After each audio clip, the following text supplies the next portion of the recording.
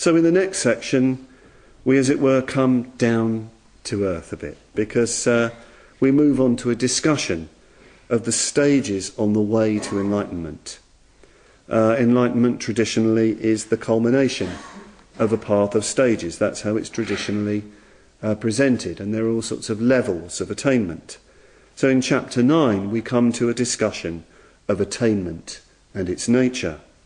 And the discussion focuses on what Edward Conzer translates as the holy persons, the Arya Pudgalas, the transcendental persons, if you like, those who've realised the true nature of things to different degrees. So there's a traditional set of 4 that the Buddhist tradition sort of identified. First of all, there's the stream winner, or the stream entrant. Someone who has had such a vision of the true nature of things that they enter the stream that can only lead one way, to nirvana. They're irreversible. They've purchased the one-way ticket. They're not coming back from nirvana. There's no way back to samsara. Secondly, there's the once returner. The once returner comes back to the human world but one more time, and then, apparently, he completes his spiritual path, his movement towards the nirvana in the higher heavenly realms, sort of pure lands. Thirdly, there's the non-returner.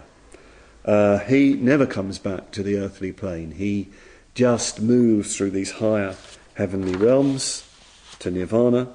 And finally, there's the arhat, who is enlightened. He's completed the journey. So these steps, these stages are highly schematic, and they're tabulated and associated with the breaking of certain fetters, gross and subtle fetters. You either break them or you weaken them. It's all worked out, and certain qualities associated with each stage, very well worked out. And even the number of rebirths it's going to take between you and enlightenment. Traditionally it's said if you're a stream entrance, just 7 more rebirths, and there you are, you're in nirvana, and worked out quite elaborately. And it's useful as far as it goes. I think especially in terms of looking at the fetters. There's a brilliant discussion in Sangharakshita's commentary on the Tiratnavandana, the chant that we do every morning, where he looks at these 4 Arya Pudgala and looks at the fetters they break. And it's a brilliant discussion, very practical. And that's in a seminar called Salutation to the 3 Jewels, well recommended. But of course, this way of thinking can lead to problems, difficulties. People start getting very hung up on levels, on attainments, and they start looking at the spiritual path far too schematically.